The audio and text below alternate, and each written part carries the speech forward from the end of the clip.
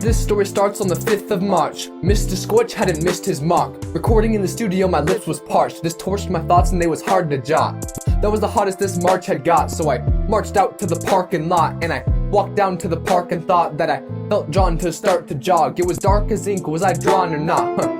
Honestly, it was hard to stop. Wait, there's something in the grass in that darkened spot. That is definitely something and it's marked on top. At last I found it was an old cassette. The grass around it was cold and wet, but the old cassette itself was dry. It was left there recently, I don't know why, but I picked it up. My palms unstable, lonely and cold was written on the label. On the air was the scent of maple. I wanted to listen to it if I was able. Now I had this uneasy feeling in my stomach. Does it make sense? Does it? Well, I wasn't on a great budget and I needed a new song to make ends meet. A fire melody or a fate sent beat. So I took it back to my apartment, popped in the cartridge, then I started it. And as I pressed play, I thought I smelled smoke. Cleared my throat so I didn't choke, and like the smell was gone, it had been so strong. But wait, that's odd, now the music is on. Could this be it, or was I wrong? On that cassette tape I heard this song.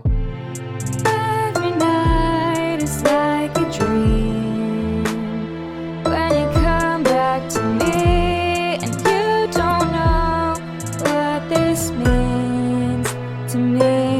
It just seems like everything I ever wrote, I wrote for you, don't you know? I'm growing cold and lonely, waiting for you to come home, baby. Jump back, maybe 20 years or some. There's a mother and son, she's a mother of one. Boy's dad's on the run, boy dad's having fun, while the boy stays and takes care of him and his mom. Forced a fatherly figure, just 11 years old. It weighs on him daily and hardens his soul. He had to mature much faster than his buddies at school, cause his old man left and he had to fill the role. So much stress meant he couldn't rest, so his mother would press his head to her chest. She would sing her best to suppress her regrets for the steps that were stepped for his daddy had left. She'd reflect and sing his favorite lullaby, trying to nullify all the dulls of life. She'd sing about her baby who always returned. He vowed then never would he ever leave her. He smelled then a scent like something being burned. His mom had put in dinner, wait, now when he was concerned, it was his favorite food, maple pancakes and syrup. His mother held him kissing as the kitchen caught to burn. That's when she remembered a certain picture on her nightstand of her and her husband on vacation up in Iceland. She never threw it out, even after he had twice abandoned her and her son in the pic. He was a nice man. She ran into the room crying, run out baby go. The boy fell through the floor, went to the space below the home. The last thing he thought was how we'd left her all alone, lonely and cold as debris fell onto him.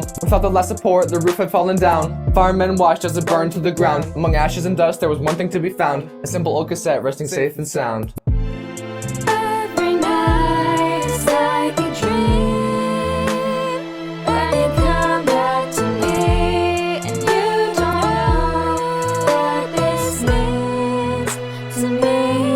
It just seems like everything I ever wrote, I wrote for you, don't you know?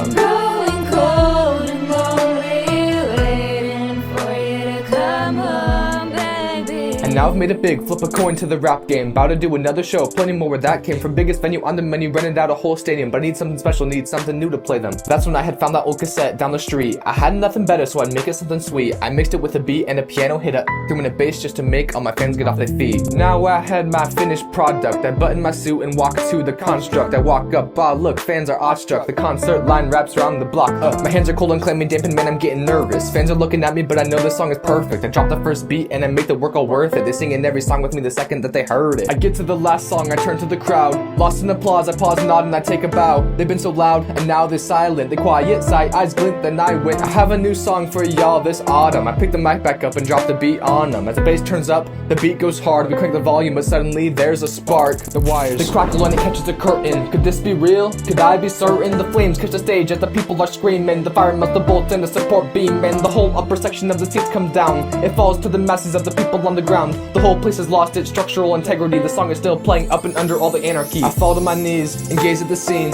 Every night feels like a dream. Wait, no, scratch that, that's that song again. Everything I wrote, I'm losing oxygen. It just seems that we are one and the same. I crawl to my coat, pull out the cassette, and I yank off the top. Then I gasp, there's no film, there's no tape. Then I rasp and collapse, then I lap up the flames.